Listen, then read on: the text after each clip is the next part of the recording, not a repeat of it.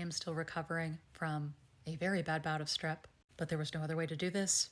Breaking news, there has been a Kate sighting. This was the front page of The Sun this morning. This was by their royal editor, their royal rota rep, and it was about a Kate spotting with William at a farm.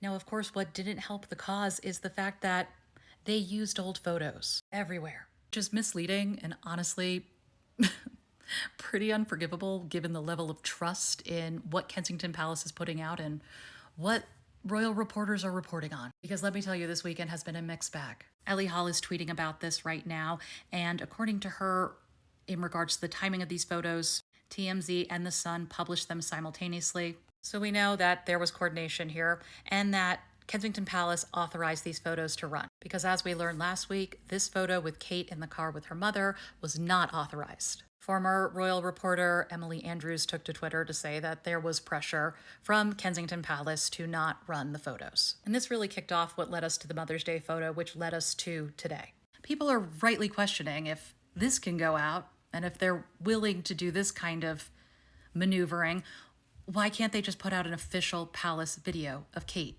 And I think at this point, given how this has been handled, that is a fair ask. This is why I think they did it this way, though. The palace can hide behind this photo. They can hope that it will kill some of the conspiracy theories online while maintaining their position that they were not going to show Kate, you weren't going to hear from Kate till Easter.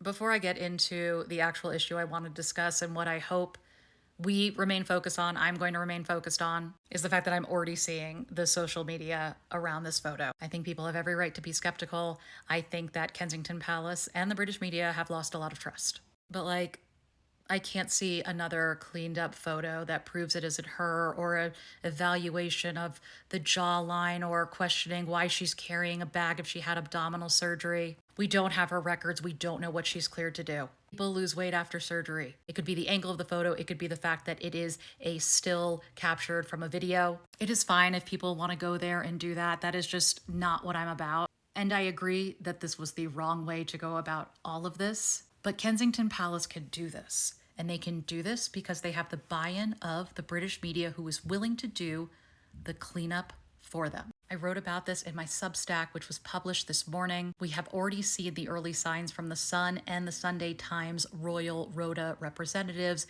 how they are going to use KP talking points. And a lot of it is focusing on Kate made a Photoshop mistake. It's a little thing. People are being too mean to Kate. She deserves privacy. Leave her alone, etc., etc.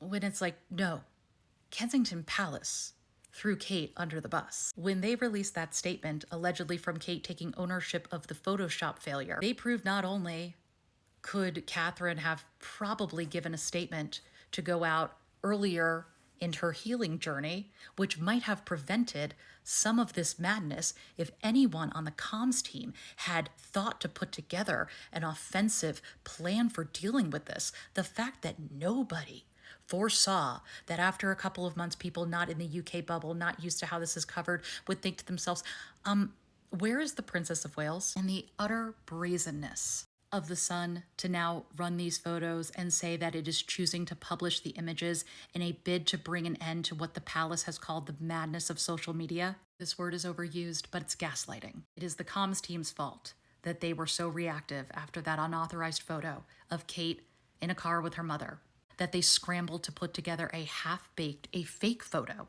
I'm calling it fake now because after reading a really impassioned post by former White House official photographer for President Obama, Pete Souza, put it, this is a fake image.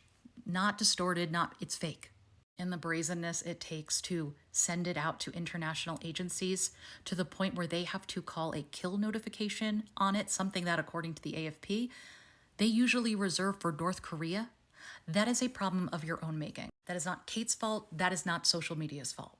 KP has lost trust as a source internationally, and that is a big deal. But this is not an ecosystem or a comms team that is used to push back from those in their ranks. Even though we've seen a handful of impassioned pleas for trust and integrity and just be honest, I'm telling you, most royal reporters are going to fall in line and get on the message that KP is putting out. What I am going to continue to look at, what I've been looking at from the beginning, is the palace response and how the British media falls in line. Because this is such a unique relationship and the two depend on each other. It benefits both of them for everything to go back to normal. The continuation of the monarchy depends on buy-in from the public, which they get through the British media. The British media needs a successful, popular monarchy to sell papers. There is no real check on power here for a publicly funded institution. I'm going to keep an eye on this story as it develops. I'm going to keep an eye out on how the British media covers this and also how American media covers it.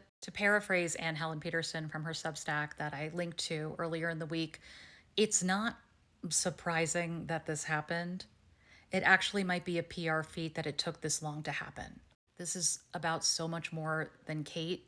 It showcases a series of systemic issues facing the British monarchy. And I hope we don't forget that big picture in all of this. Obviously, because I'm recovering, I will have limited updates, but updates when I can.